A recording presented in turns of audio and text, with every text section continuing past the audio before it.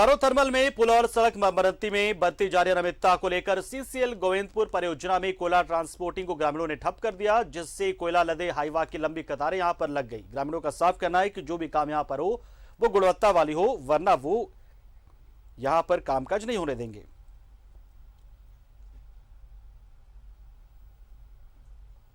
पर लीपापोती किया जा रहा है। आप देख सकते हैं, रास्ते का पूरा मुआयना कर सकते हैं कि किस तरह से ठेकेदार जो है ये लीपापोती करके